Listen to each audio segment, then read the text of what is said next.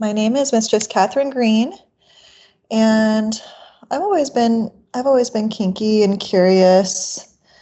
I've definitely always had an interest in getting my feet licked and worshipped. I remember in like my younger adulthood, I always really liked when men would do things for me, want to serve me, wanted to clean things for me. I always really liked that. Even long before I realized that there was this whole kinky world out there. I really started to get into more of what kink had to offer when I had joined FetLife initially, and I started to explore with online sessions through there, and was exploring through Night Flirt, and really got more of an acquired taste for certain kinks. And then my first real introduction to that in person would be like the foot parties that I would go to in LA, and I was able to explore a lot more of that in person, and it really grew on me. And over time, I've definitely developed more and more kinks and more interests. Yeah, it's been a great adventure for me, for sure. When you first started with professional domination, did you have like any mentors, or how did you get your training? Yeah, so I was really fortunate to get into this industry when I did. It was, I think, yeah, it was quite some time ago. I think like seven years ago now. It was in Los Angeles. When I very first started in person, it was the foot parties, but then I had met a lot more dominant women through there, and I started doing these classes that were in LA at the time. Tara Indiana had some really amazing classes. I think she still does some too. But I got to learn a lot from her. I'd met Isabella Sinclair, and she was doing an apprenticeship at her dungeon at the time in LA. And I learned so much from her. She's such an amazing person and really wise. And yeah, it was a great time to be in LA at that time. It was before all the Sesta Fosta stuff. And so yeah, classes and mentorship was a lot more abundant. And go ahead. You started off in Los Angeles? Yeah, yes, I did. And then you relocated to Houston, where you're at now. It's sad what's going on with LA, with all the fires. Yeah, I heard about that. It is really sad. Yeah, a lot of people lost their homes, and I guess all of Altadena burned down. I actually used to live there. It's sad to hear. Oh, wow. What made you relocate to Texas?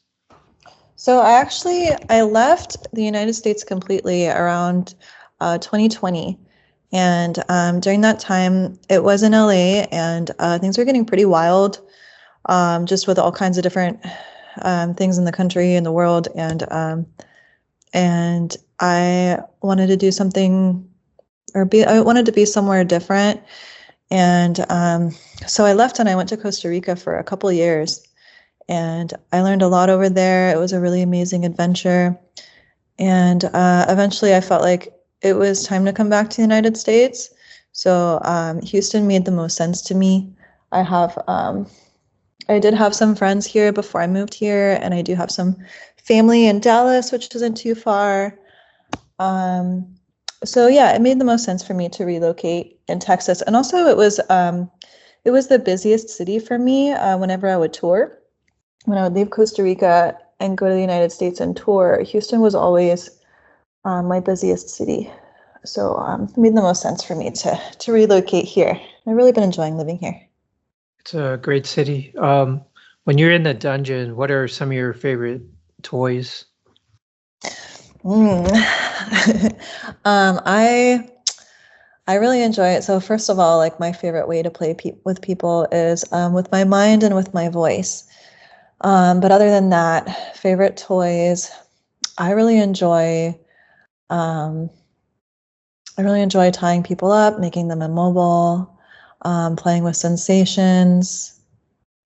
Other than that, I really enjoy paddles, especially like this clear plastic one that I really like. Makes a really good sound and a really good sensation.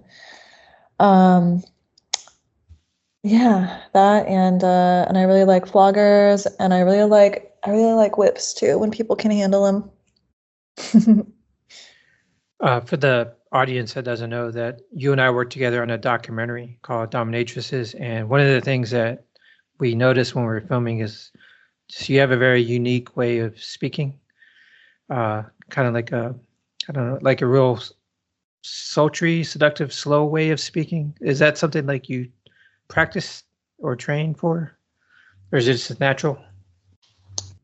It's more natural to me. I feel like I can communicate better, and people can understand me better, especially when I slow down. And yeah, so to answer your question, no, it's not really something that I've trained for. It's more something that comes naturally for me. It's definitely effective. And what are some of your specialties in the dungeon? Yeah, so a big specialty of mine with kink is actually erotic hypnosis. So that's probably another reason why I've gotten so used to the slow and sultry voice. It really helps people to get into a trance, and it's a super effective way of psychological domination. It's really powerful. It's really seductive. Um, yeah, it's a great way to exchange power and for someone to really give up control in a lot of ways. But other than that, foot fetish, it's I've always really liked foot fetish, and I understand it, and I have really nice feet. So I'd say those two are definitely what I'm most experienced in. But I've been doing this for quite some time, so other things I really enjoy too. And what got you interested in erotic hypnosis? So actually, when I was living in Costa Rica, most of most of my business was coming through Night Flirt at the time, just because sessions were just not really a thing over there. So when I was doing Night Flirt so much more frequently, I actually had a lot of callers that would request erotic hypnosis, and then they would keep calling back, and according to them, I was really good. So I did some research on it, on how to do it, and from there, I just kept getting more and more calls with it. So finally, I got some formal training in it, got certification in it, and yeah, it's something that naturally evolved.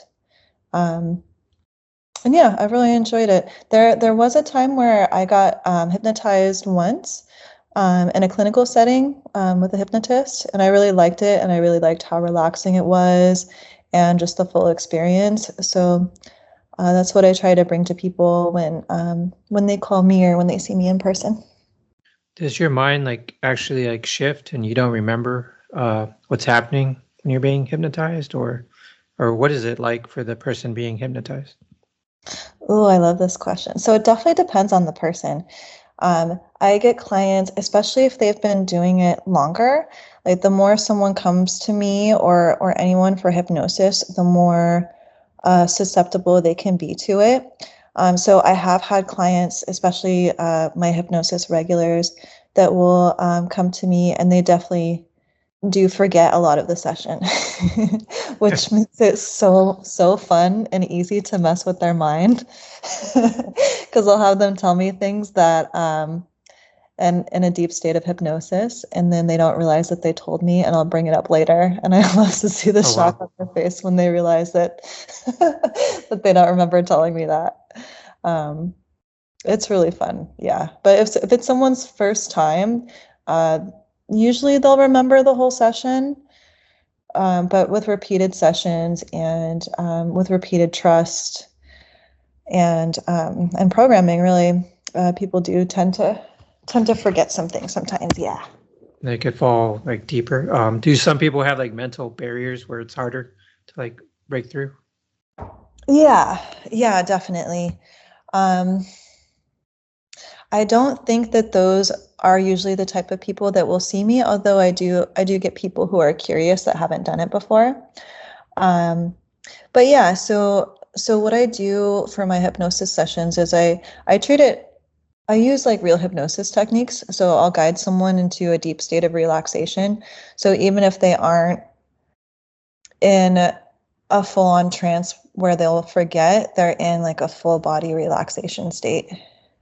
And from there they're able to go from there. But relaxation is a big important step for hypnosis. And expanding on that, can you talk a little bit about the psychological aspect of domination? Yeah, definitely. So with BDSM, a big aspect of it and a big attraction to it for a lot of people is the ability to give up control. And the mind is where we make all of our decisions. It all starts in the mind and our free will and our consciousness. So psychological domination, in my opinion, is one of the most effective ways to dominate somebody. And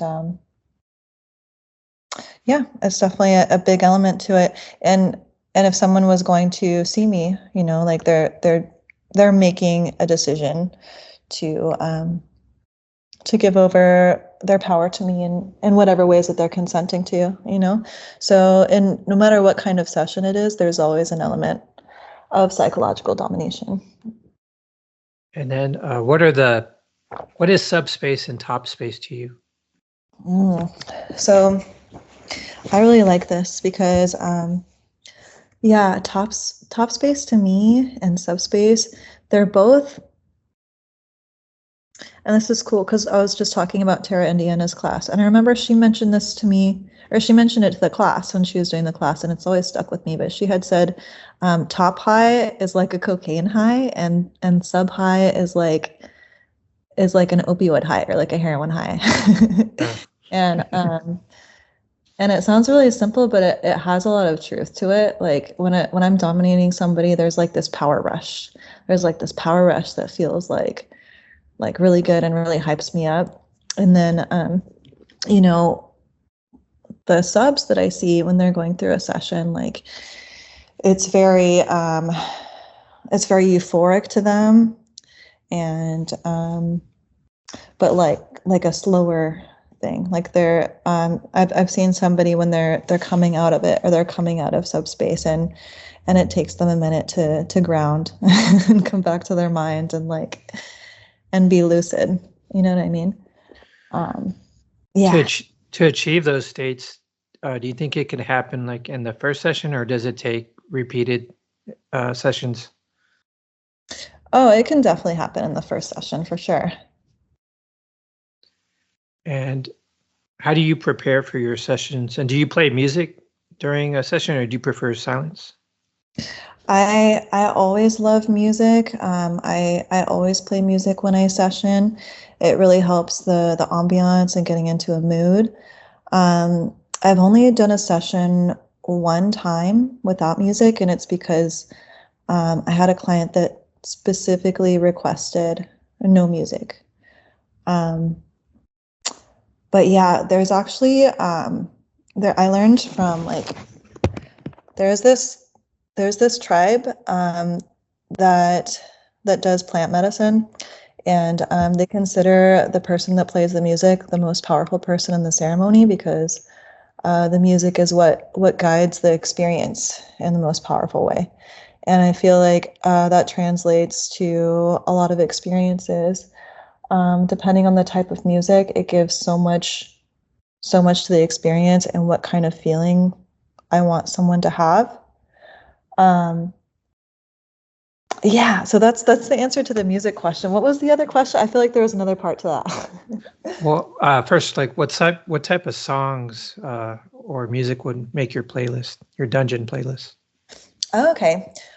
So for a dungeon playlist, I usually do seductive, sometimes instrumental, but something that has definitely an erotic edge to it. A lot of my music is like it can kind of guide you into a trance. But if I'm doing a hypnosis session, I'll put on binaural beats, which makes people go even deeper into a trance too.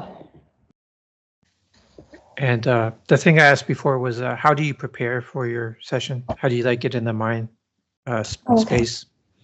Okay, cool. Yeah. So before I do a session, I'll go over their application, because depending on what they're looking for, like I like to have that fresh in my mind, somewhat plan ahead, and definitely see like what's off limits for them and what they're most interested in. And then I'll pick out what to wear. I'll definitely be playing music while I'm getting ready, getting myself looking hot. And yeah, definitely like going over stuff in my mind. And I don't change until I already have them in the dungeon. But definitely once I've noticed once I get on my outfit, then it's like I'm immediately in that headspace. And what are some of your favorite things about being a dominatrix or being in the dungeon? One of my favorite things of all time of this business and this industry, I really get a very intimate and deep peek into people's minds. What I experience with people and the experiences that I lead them through, it's a very deep experience for them, and oftentimes this isn't something that they would share with anybody else in their life. Sexuality can be intertwined with a lot of other deep emotions in the psyche, and playing that out is a really beautiful experience for them. So I feel like a lot of the clients and what they explore, it gives me this really interesting perspective to like people and humanity as a whole. Do you feel like you're getting more clients that are there to have fun, or more clients that are there to, like, they're working things out, like therapy wise? I tend to gravitate towards the ones who like to have fun. Yeah, I tend to have more of those types of sessions, because it's really fun for me. It's fun for them. I really like the energy of it. There's some. I do take the ones that are working things out too, as long as I feel like it's beneficial for them. Every once in a while, I'll get a client request that if it sounds like they're doing it to punish themselves in a way, or doing it to like as a form of punishment or something like that, I don't typically like to take those sessions.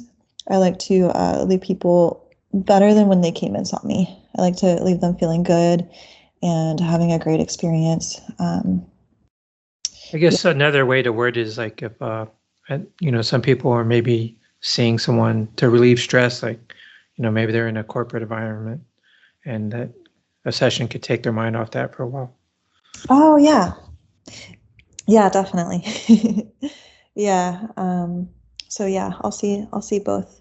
Yeah, as long as I feel like it's beneficial for them. But yeah, definitely people do.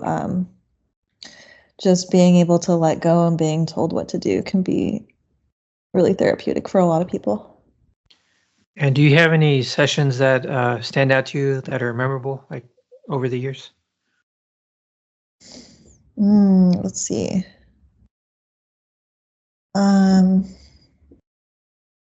Absolutely, but let me think.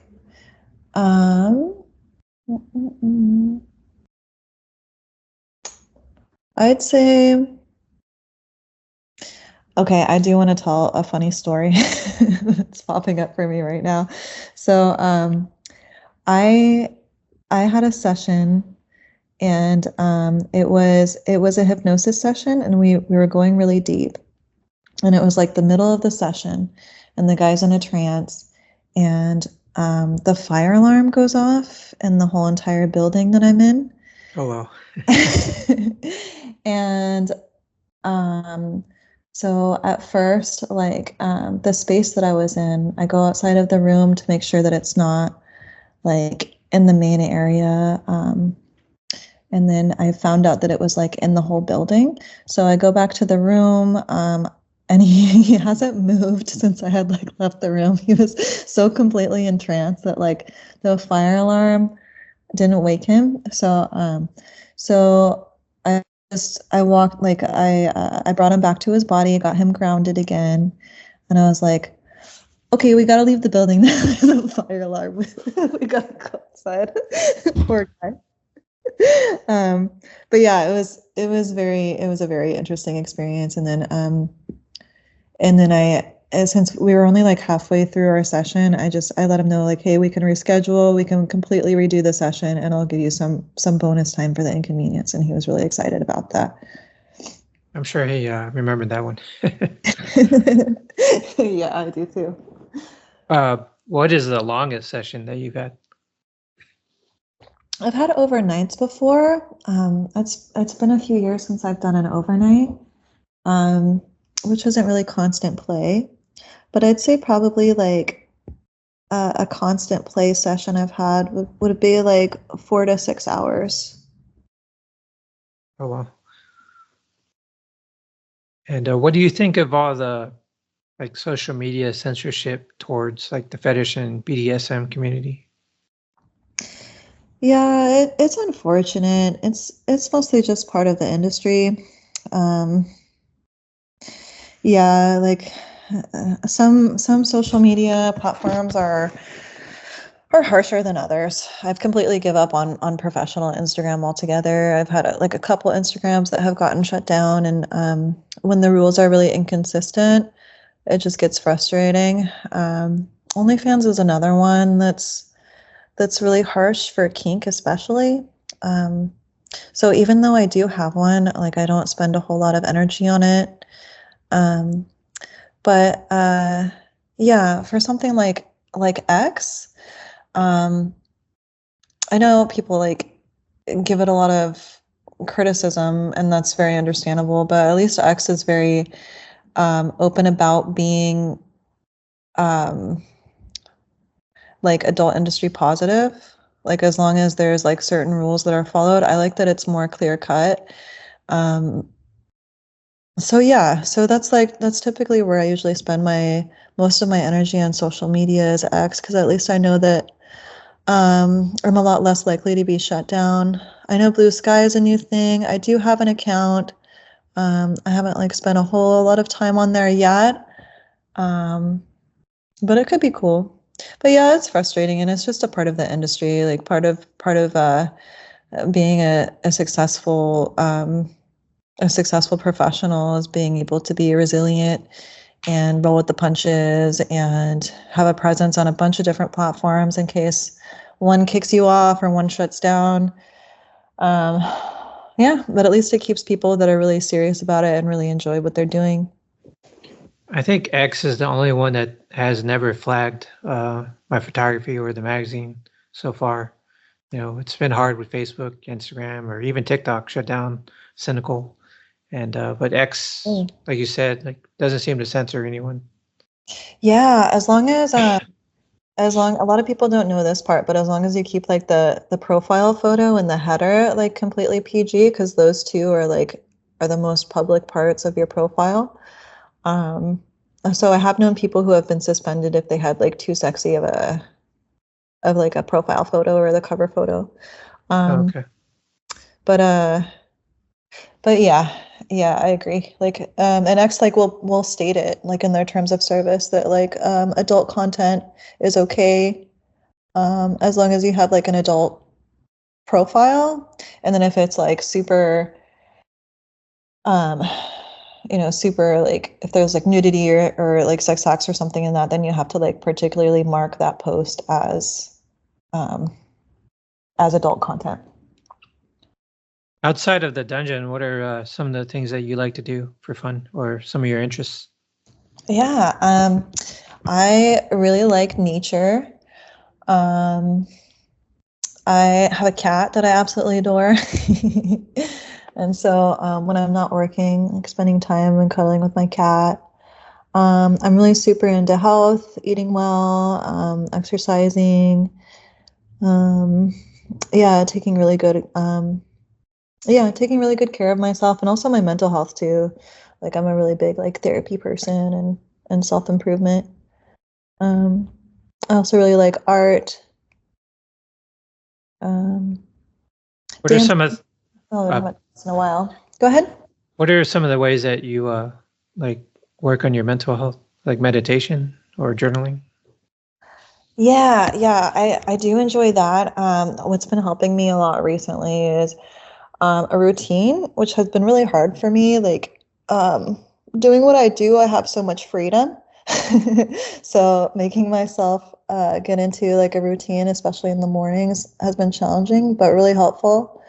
And also like I found a really good therapist since I moved to Houston that does like trauma specific therapy. That's been really good for me. Um, so yeah, things like that. And of course, like exercising and eating well, like do wonders. And my last question is, what is the best way for someone new to reach out to you about a session? My website is the best place. If someone's curious about booking, it's recommended to read through my website to make sure interests are compatible, and then to fill out my apply to serve form on my website. And that's Ms. Katherine Green, spelled MS. Uh, Katherine, Katherine, and then green like the color.com. Awesome. And I appreciate you doing this interview and working with me on the documentary, and which should be out this quarter. Awesome. Yeah, thanks for having me. I'm really excited to see it too.